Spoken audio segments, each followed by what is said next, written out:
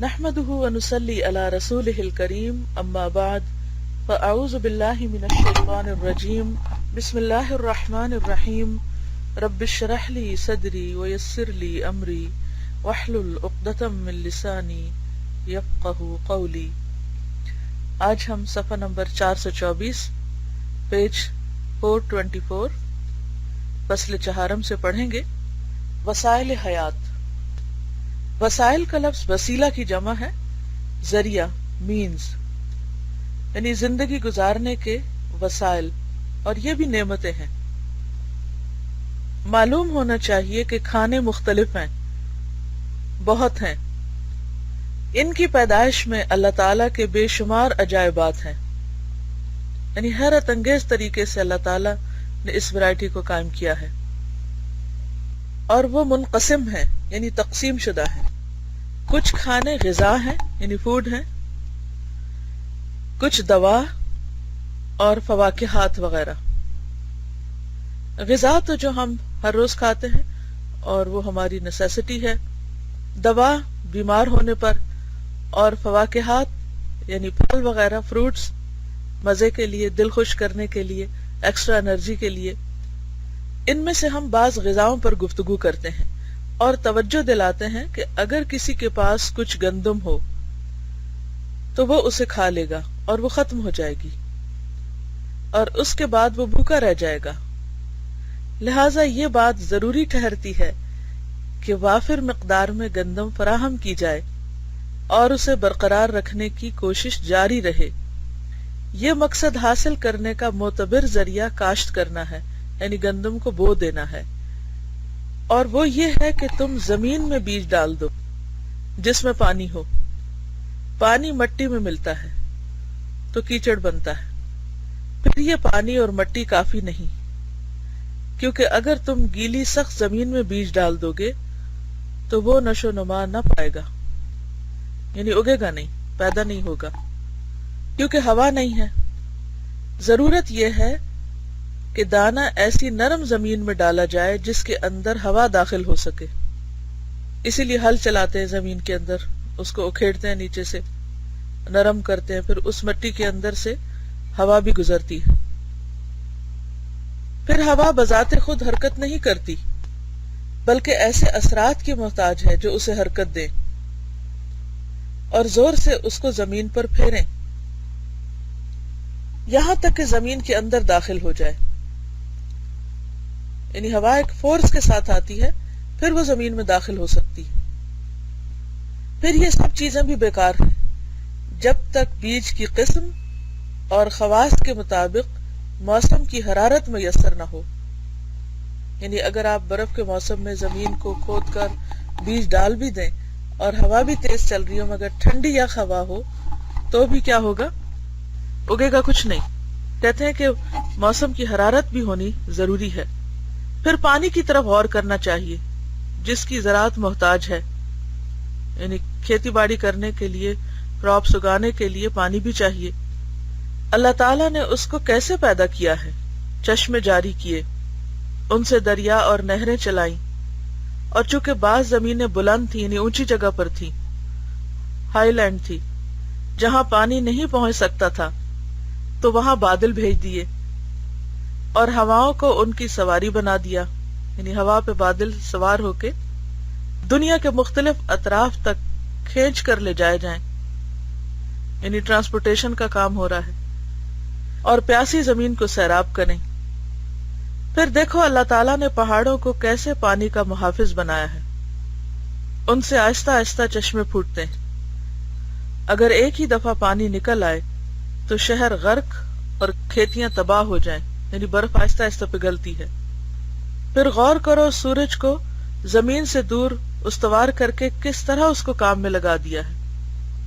وہ کسی وقت زمین کو گرم کرتا ہے اور کسی وقت نہیں کرتا، یعنی رات کے وقت کہ ضرورت کے وقت ٹھنڈک حاصل ہو اور ضرورت کے وقت گرمی حاصل ہو۔ اللہ ہی نے چاند کو پیدا کیا اور اس میں رطوبت پہنچانے کی خاصیت رکھی، یعنی اس کے اندر نمی ہے، ویٹنس پہنچانے کی، رات کے وقت جیسے شبنم پڑتی ہے یا یہ کہ موئسچر ہوتا ہے، جیسے کہ سورج کی گرمی کی خاصیت ہے، اس سے علیم و خبیر اللہ کی حکمت کے مطابق پھل پکتے ہیں. یعنی سورج کی اپنی خاصیت ہے گرمی پہنچانا اور چاند کی اپنی خاصیت ہے ٹھنڈک پہنچانا، اور یہ دونوں چیزیں جو ہیں وہ پھلوں کے پکنے کے لیے ضروری ہیں. اسی طرح جو بھی ستارہ آسمان میں پیدا کیا گیا ہے وہ کسی نہ کسی فائدے کے لیے مسخر ہے. عام طور پر ہم سورج چاند کی بات تو کرتے ہیں اور ان کے زمین پر اثرات کی، لیکن ستاروں کے بارے میں بے خبر ہوتے ہیں کہ وہ اتنے دور ہوتے ہوئے ہمارے لیے کیسے کیسے کام کر رہے ہیں. جیسا کہ سورج اور چاند ہیں اور ہر ایک میں اتنی حکمتیں ہیں کہ کوئی انسان ان کو شمار نہیں کر سکتا، یعنی گن ہی نہیں سکتا کہ ان کے کیا کیا فائدے ہیں جو ہمیں پہنچ رہے ہیں. اور چونکہ ہر مقام میں ہر طرح کی اجناس پیدا نہیں ہوتی، یعنی ہر زمین پہ ہر چیز نہیں پیدا ہوتی، اس لیے اللہ تعالیٰ نے تاجروں کو مقرر فرمایا اور ان پر مال جمع کرنے کی حرص کو مسلط کیا. اگرچہ اپنی کوششوں میں وہ نقصان بھی اٹھاتے ہیں، ان کی کشتیاں دریاؤں سمندر میں غرق ہو جاتی ہیں، ڈاکو لوٹ کر لے جاتے ہیں، یا کسی غیر علاقے میں وہ مر جاتے ہیں اور ان کا مال وہاں کے حاکم ہتھیار لیتے ہیں، لیکن وہ اپنی جد و جہد ترک نہیں کرتے. یعنی ایک مال کی محبت میں دور دراز کے سفر کرتے ہیں اور طرح طرح کے خطرات ان کو لاحق ہوتے ہیں، لیکن پھر بھی وہ اپنی کوشش سے باز نہیں آتے، اور وہ دنیا بھر میں سنتے رہتے ہیں کہ لوگ کہاں کوئی قافلہ لٹ گیا، کہاں کس کو کیا نقصان پیش آیا. اس کے باوجود ان کی کوششیں کم نہیں ہوتی. تو دیکھو اللہ تعالیٰ نے ان پر کیسے امید اور غفلت کو مسلط کر دیا ہے، یہاں تک کہ منافع کی امید میں کتنی سختیاں برداشت کرتے ہیں. سمندر کا سفر کرتے ہیں، کیونکہ ابن الجوزی نے جس زمانے میں کتاب لکھی تو اس وقت ہوائی جہاز نہیں تھے. سمندر کا سفر کرتے ہیں، خطرناک راہوں پر چلتے ہیں، تو وہ کھانے اور ضرورت کی چیزیں مشرق اور مغرب کے کناروں سے کھینچ کر لوگوں کے پاس لاتے ہیں. معلوم ہونا چاہیے کہ مخلوق نعمت کے شکر میں کوتاہی صرف جہالت اور غفلت کی وجہ سے کرتی ہے. یعنی لوگوں کو جو نعمتیں ملتی ہیں اس پر شکر کیوں نہیں کر سکتے؟ کیونکہ بعض اوقات انہیں یہ پتہ ہی نہیں ہوتا کہ یہ نعمت ہے، اور بعض اوقات صرف غفلت کی وجہ سے، سستی کی وجہ سے. نعمت کا شکر دراصل اس کی معرفت حاصل ہونے کے بعد ہی ہو سکتا ہے. یعنی جتنا زیادہ آپ جس نعمت کو پہچانیں گے، جانیں گے، اتنا زیادہ شکر کے جذبات پیدا ہوں گے، اس کے بغیر نہیں ہو سکتے. کم علم لوگ اگر وہ کسی نعمت کو جان بھی لیں تو خیال کرتے ہیں کہ اس کا شکر صرف اتنا ہی ہے کہ کوئی اپنی زبان سے کہہ دے الحمدللہ والشکر للہ، بس اس سے آگے نہیں جانتے. اور وہ یہ نہیں سمجھتے کہ شکر کا مطلب یہ ہے کہ اس نعمت کو اس حکمت کی تکمیل میں استعمال کیا جائے جو اس سے مطلوب ہے، اور یہی اللہ کی اطاعت ہے. یعنی وہ بس شکر کہہ دیتے ہیں زبان سے، لیکن اس نعمت کو وہاں استعمال نہیں کرتے جس کے لیے اللہ نے اس کو بنایا ہے اور جہاں اس کو استعمال ہونا چاہیے. نعمت سے غفلت کے کچھ اسباب، یعنی انسان غافل کیوں ہوتا ہے نعمتوں سے. ان اسباب میں سے ایک یہ ہے کہ لوگ اپنی جہالت کی وجہ سے اس چیز کو نعمت نہیں سمجھتے جو عام لوگوں کو عام حالات میں میسر ہے. مثلا اس وقت میں بول رہی ہوں یا سن رہی ہوں یا دیکھ رہی ہوں یا پڑھ رہی ہوں یا پڑھا رہی ہوں، چونکہ یہ ایک معمول بن چکا ہے، تو اس لیے اس میں سے کوئی چیز نعمت محسوس نہیں ہوتی کہ اس پر واقعی دل سے پھر انسان اللہ کا شکر ادا کرے کہ اللہ نے اس چیز کی توفیق دی اور موقع فراہم کیا. چنانچہ اسی لیے ان نعمتوں پر شکر نہیں کرتے. تم دیکھو گے کہ ہوا کے چلنے پر کوئی شکر نہیں کرتا، حالانکہ یہ اتنی بڑی نعمت ہے کہ اگر ذرا دیر کے لیے بھی بند ہو جائے تو وہ مر جائے. لیکن کتنی دفعہ ہم دن میں یہ شکر کرتے کہ اللہ شکر ہے آکسیجن تو نے مہیا کی. اگر انہیں حمام یا کنویں میں قید کر دیا جائے، یعنی واش روم میں یا کسی کنویں میں ڈال کے بند کر دیا جائے، تو غم سے ہلکان ہو جائے، کیونکہ اس گھٹن میں ہوا نہیں ہوتی، آکسیجن کم ہوتی ہے یا ختم ہو جاتی ہے، تو وہ صرف اس غم سے ہی مر جائیں.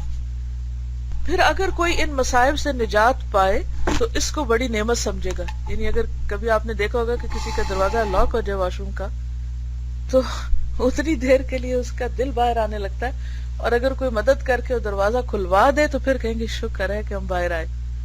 لیکن روزانہ جب باہر آتے ہیں تو کبھی بھی اس طرح شکر ادا نہیں کرتے. اور اس پر اللہ کا شکر کرے گا. یقیناً یہ انتہائی جہالت کی بات ہے، یعنی لا علمی کی بات ہے کہ ان کا شکر اس پر موقوف یعنی اس پر وہ بس ہو گیا ہو کہ ان سے یہ نعمت چھین لی جائے اور اس کے واپس ملنے پر وہ اللہ کا شکر ادا کرے. تو جب تک پہلے سے فرسٹ ہینڈ نعمت موجود ہے تو اس کے بارے میں سوچتے ہی نہیں. نعمت تو ہر حال میں شکر کی مستحق ہے. تم نہیں دیکھتے کہ آنکھوں والا آنکھوں کا شکر ادا نہیں کرتا مگر جب اندھا ہو جائے اور اس کی نظر لوٹائی جائے تو اسے نعمت سمجھے اور اس کا شکر ادا کرے. یعنی کوئی بھی شخص جس کو اللہ نے آنکھیں دی اور بچپن سے دیکھ رہا ہے تو عام طور پر شکر ادا نہیں کرتا، لیکن خدا نہ خواستہ اگر کسی کی نظر چلی جائے اور پھر کچھ عرصے کے بعد واپس ملے تو اس ملنے پر وہ جس طرح شکر ادا کرے گا اس طرح اس نے زندگی بھر آنکھیں استعمال کر کے شکر ادا نہ کیا ہوگا. یہ تو اس نامعقول غلام کی سی روش ہے جسے ہمیشہ مار پڑتی ہو اور جب ایک گھڑی مار نہ پڑے تو شکر کرے اور اسے نعمت سمجھے، اور اگر اسے بالکل نہ مارا جائے تو اس میں غرور پیدا ہو جائے اور شکر کرنا چھوڑ دے. اب لوگ کچھ ایسے ہو چکے ہیں کہ صرف مال کو نعمت سمجھ کر شکر کرتے ہیں، اپنے اوپر اللہ تعالیٰ کی باقی نعمتوں کو بھول جاتے ہیں. بیان کیا گیا ہے کہ کسی آدمی نے ایک اہل بصیرت کے سامنے اپنی تنگ دستی کا شکوہ کیا تو اس نے کہا، کیا تجھے پسند ہے کہ تو اندھا ہو جائے اور تجھے 10,000 درہم مل جائے؟ اس نے کہا نہیں. پھر کہا، کیا تجھے پسند ہے کہ تو گنگا ہو جائے، نہیں بول نہ سکے اور تجھے 10,000 درہم مل جائے؟ اس نے کہا نہیں.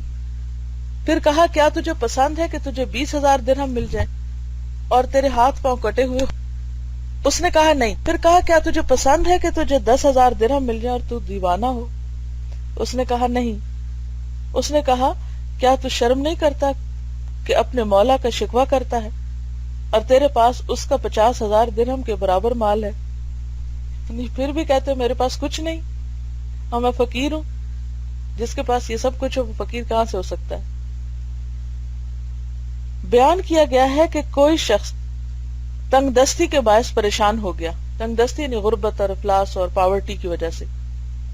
تو اس نے خواب میں دیکھا ایک آدمی نے کہا، کیا تو پسند کرتا ہے کہ تجھے 1,000 دینار دے دیں اور سورت انعام تجھ کو بھلا دیں؟ یعنی تجھے یہ سورت جو یاد ہے وہ تجھے بھول جائے اور 1,000 دینار تمہیں مل جائیں. اس نے کہا نہیں. پھر کہا سورت ہود؟ کہا نہیں. پھر کہا سورت یوسف؟ کہا نہیں. تو اس نے کہا، تیرے پاس 1,00,000 دینار کی رقم ہے اور تو پھر بھی شکوہ کرتا ہے. بیدار ہوا تو اس کا غم دور ہو چکا تھا. یعنی بعض اوقات لوگوں کے پاس قرآن کی نعمت ہوتی ہے، قرآن کی دولت ہوتی ہے کہ انہیں قرآن یاد ہوتا ہے، لیکن اگر کھانے کو کچھ نہیں ملتا یا دنیا کی کوئی ضرورت پوری نہیں ہوتی تو وہ رونے دھونے لگ جاتے ہیں اور پریشان ہوتے ہیں کہ ہمارے پاس کچھ بھی نہیں ہے، حالانکہ اللہ نے انہیں بہت کچھ دے رکھا ہوتا ہے. قل بفضل اللہ وبرحمتہ فبذلک فلیفرحوا ھو خیر مما یجمعون. ابن سماک ہارون الرشید کو نصیحت کرنے کے لیے گیا. ابن سماک کہتے ہیں مچھلی فروش. ابن سماک ہارون الرشید کو نصیحت کرنے کے لیے گیا تو پانی کا ایک پیالہ منگایا اور کہا، اے امیر المؤمنین، اگر کسی وجہ سے آپ کو پانی نہ ملے اور آپ کے سارے جاہ و حشم کے بدلے ایک پیالہ پانی دینے کو کہا جائے تو آپ یہ سودا کر لیں گے؟ یعنی جتنی بھی آپ کے پاس جائیداد ہے یا حکومت ہے، کیونکہ آپ کو معلوم ہے کہ ہارون الرشید کے زمانے میں اسلامی حکومت کی سرحدیں جو تھی وہ مشرق و مغرب تک پھیل چکی تھی اور یہ مسلمانوں کی دنیاوی ترقی کے عروج کا زمانہ تھا جب ہر طرف سے نعمت سمٹ آئی تھی. تو کسی نے کہا کہ اگر پانی نہ ملے تو کیا ایک پیالے کے بدلے تم اپنی حکومت دینا چاہو گے؟ کہا ہاں. تو کہا، اللہ برکت دے، سیر ہو کر مفت میں پی لیجئے. جب ہارون نے پی لیا تو کہا، اے امیر المومنین اگر کسی بیماری کی وجہ سے یہ پانی آپ کے پیٹ میں ہی رک جائے یعنی پیشاب بند ہو جائے اور کہا جائے کہ جو کچھ آپ کے پاس ہے سب دے دے تو اس بیماری سے نجات مل سکتی ہے تو کیا آپ یہ معاملہ بھی کر لیں گے؟ ہارون نے کہا ہاں میں یہ بات منظور کر لوں گا۔ ابن سماک نے کہا آپ نے جان لیا کہ ایک پیالہ پانی کے مقابلے میں آپ کی سلطنت کی حیثیت کیا ہے۔ یعنی بعض اوقات لوگ بہت مروب ہوتے ہیں کہ فلاں اس ملک کا پریزیڈنٹ ہے یا فلاں کے پاس اتنی جائیداد ہے اور اتنا سامان ہے اور اتنا مال و دولت ہے، لیکن اس کے مقابلے میں جو ان کے اپنے ہاتھ میں پانی کا ایک پیالہ ہوتا ہے اسے بہت حقیر سمجھتے ہیں، حالانکہ دیکھا جائے تو وہ پانی اس ساری سلطنت سے زیادہ اہم دولت ہے، لیکن چونکہ ہماری یہ جہالت ہے، غفلت ہے، اس لیے ہم اللہ تعالیٰ کی ان نعمتوں کا شکر ادا ہی نہیں کرتے یا کبھی ان کو نعمت سمجھتے ہی نہیں۔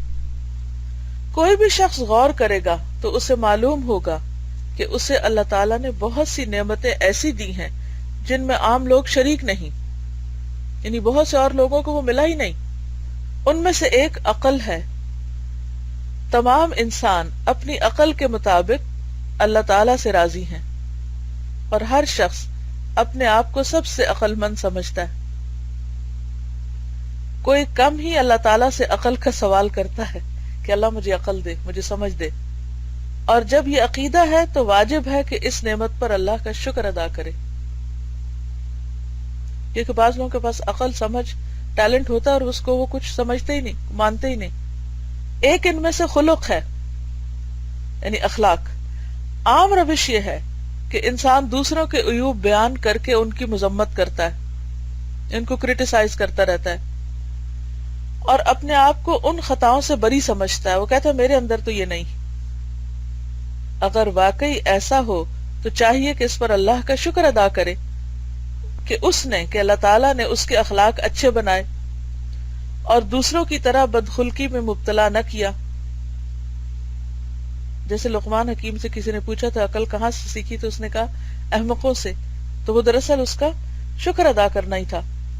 ان میں سے ایک یہ بھی ہے کہ ہر آدمی اپنے نفس کے باطنی امور کو جانتا ہے، اپنے اندر کو پہچانتا ہے، اور ان میں سے اکثر ایسے ہوتے ہیں کہ اگر آشکار ہو جائیں تو انسان ذلیل ہو جائے، یعنی جو کچھ انسان کے دل میں اگر سب باہر آ جائے تو وہ لوگوں کی نظروں میں ذلیل ہو جائے، اور جب یہ حال ہے تو وہ اللہ کا شکر کیوں ادا نہیں کرتا جس نے اس کی برائیوں کو ڈھانپ رکھا ہے اور خوبیوں کو ظاہر کیا ہے۔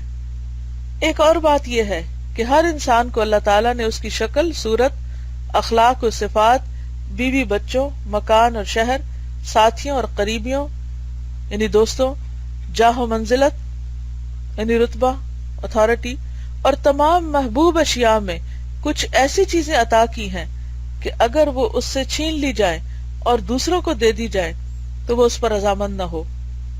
مثلاً اسے مومن بنایا، کافر نہ بنایا۔ ہم کبھی بھی پسند نہیں کریں گے کہ ہمارا ایمان لے کر کسی اور کو دے دیا جائے اور کسی کا کفر ہم کو مل جائے۔ یعنی انسان کے پاس کچھ نعمتیں پیدائشی طور پر ہیں یا ویسے اللہ نے اس کو عطا کی، اور وہ کبھی نہیں چاہے گا کہ وہ اس سے لے کر کسی اور کو دی جائے۔ اور حقیقی ایمان ہوتا بھی یہی ہے نا کہ انسان ایمان کو کھونا اسی طرح ناپسند کرتا ہے جس طرح وہ آگ میں جانے کو ناپسند کرتا ہے۔ زندہ بنایا، جماد نہیں بنایا۔ ہم کبھی نہیں چاہیں گے کہ ہمیں درخت بنایا جاتا یا پتھر بنایا جاتا۔ انسان بنایا، جانور نہ بنایا۔ مرد بنایا، عورت نہ بنایا۔ تندرست بنایا، بیمار نہ بنایا۔ صحیح سالم بنایا، عیب دار نہ بنایا۔ یہ سب چیزیں ایسی خصوصیات ہیں جن کے لیے شکر واجب ہے۔ اگر انسان اپنے حال کو دوسرے کے حال سے بدلنا پسند نہیں کرتا تو اللہ تعالیٰ کی اس پر یہ ایسی نعمت ہے جو کسی اور پر نہیں، اور اگر وہ اپنے حال کو کسی کے حال سے بدلنا چاہتا ہے اور کسی کے حال سے بدلنا نہیں تو اس کی نگاہ میں جو اچھے ہیں ان کی تعداد پر غور کرے، یعنی سوچے کہ وہ کس جیسا بننا چاہتا ہے۔ لازماً وہ دوسروں کی نسبت کم ہوں گے، بالفاظ دیگر جو اس کے حال سے نیچے ہیں ان کی تعداد بہت زیادہ ہوگی بنسبت اوپر والوں کے۔ تو کیا بات ہے کہ وہ اپنے سے اوپر والوں کو دیکھتا ہے، نیچے والوں کو نہیں دیکھتا، اسی لیے شکر ادا نہیں ہوتا۔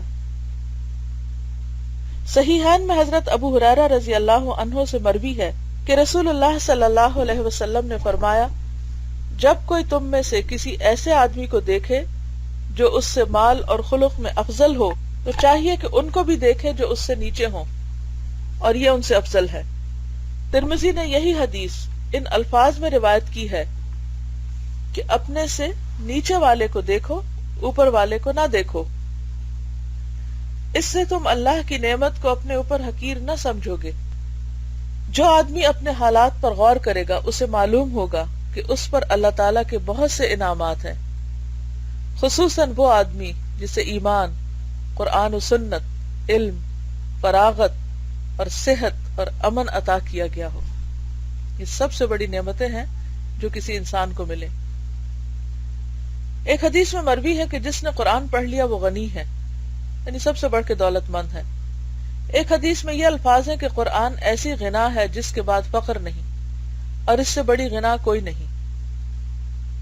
ایک اور حدیث میں ہے، جس آدمی نے اپنے گھر والوں میں امن سے صبح کی اور اس کا بدن بھی تندرست ہے اور اس کے پاس اس دن کا کھانا بھی ہے تو گویا ساری دنیا سمٹ کر اس کے پاس آ گئی۔ بعض نے کہا، جب تجھے روزی صحت اور امن کے ساتھ مل رہی ہے اور پھر بھی تو غمگین ہے تو تیرا غم اللہ کرے کبھی ختم نہ ہو۔ یعنی ایک طرح سے بد دعا دی کہ جس شخص کے پاس کھانے کو بھی ہے، جسم سلامت ہے، امن ہے، کوئی خوف نہیں، پھر بھی وہ غمگین ہے، پھر بھی وہ خوش نہیں، تو اس نے کہا اللہ کرے کہ پھر تیرا یہ غم کبھی نہ ختم، کہ تو انتہائی ناشکرا ہے۔ اور اکثر لوگوں کا یہ حال ہے۔ اگر یہ سوال کیا جائے کہ اللہ تعالیٰ کی نعمتوں کے شکر سے جو دل غافل ہیں ان کا کیا علاج ہے، اس کا جواب یہ ہے کہ بصیرت والے دل تو اللہ تعالیٰ کی نعمتوں پر غور کر کے ان سے آگاہ ہو جاتے ہیں، یعنی جو مستبصرین ہیں، جن کے دل جاگتے ہیں، وہ تو غور و فکر کر لیتے ہیں، لیکن جو دل زنگ آلود ہیں، رسٹڈ ہیں، وہ نعمت کو اس وقت نعمت سمجھتے ہیں جب ان پر مصیبت آتی ہے۔ تو ایسے آدمی کا علاج یہ ہے کہ اپنے سے نیچے والوں کو دیکھے اور وہ کام کرے جو بعض متقدمین کرتے تھے۔ متقدمین کہتے ہیں ان لوگوں کو جو پہلی 3 صدیوں میں گزرے، یعنی اسلام کے ابتدائی دور میں آنے والے، خیر القرون میں آنے والے۔ وہ شفا خانوں یعنی ہاسپٹلز میں جا کر طرح طرح کی بیماریوں کا مشاہدہ کرتے، پھر اپنی صحت اور سلامتی پر غور کرتے۔ تو گویا ہاسپٹل میں جانا انسان کے لیے شکرانے کا باعث بنتا ہے، صحیح معنوں میں انسان اللہ کا شکر ادا کرتا ہے۔ اسی طرح مجرموں کا مشاہدہ کرتے کہ ان کو قتل کیا جاتا ہے اور ان کے ہاتھ پاؤں کاٹے جاتے ہیں، ان کو سزائیں دی جاتی ہیں، تو پھر ان سزاؤں سے اپنی سلامتی پر خدا کا شکر ادا کرتے۔ وہ قبرستان میں جاتے اور جانتے کہ مردوں کے نزدیک سب سے محبوب چیز یہ ہے کہ وہ پھر دنیا میں لوٹائے جائیں تاکہ گناہگار اپنے گناہوں کا تدارک کر لے، یعنی گناہ نہ کرے، اور نیک آدمی اپنی اطاعت میں اضافہ کر لے، کیونکہ قیامت کا دن ہار جیت کا دن ہے، یوم التغابن۔ پھر جب وہ قبروں کا مشاہدہ کرتے، یعنی غور و فکر کرتے اور جانتے کہ ان کی سب سے زیادہ پیاری چیز یہ ہے، تو اس مہلت کے ملنے کی نعمت پر باقی عمر اللہ تعالیٰ کے شکر اور اطاعت میں گزار دیتے، اور عمر کو ان کاموں میں صرف کرتے جن کے لیے پیدا ہوئے ہیں، اور وہ ہے آخرت کا توشہ تیار کرنا، زاد راہ تیار کرنا۔ جو لوگ اللہ تعالیٰ کا شکر ادا نہیں کرتے، ان کو اپنے دل کا علاج اس بات سے کرنا چاہیے کہ وہ جان لیں کہ جب نعمت کا شکریہ ادا نہ کیا جائے تو وہ نعمت چلی جاتی ہے۔ اور یہ بہت اہم بات ہے، کوئی بھی انسان یہ پسند نہیں کرتا کہ اس کی نعمت اس سے چھنے، لیکن جو شخص شکر گزار نہیں ہوتا، نعمت اس کے پاس نہیں رہتی۔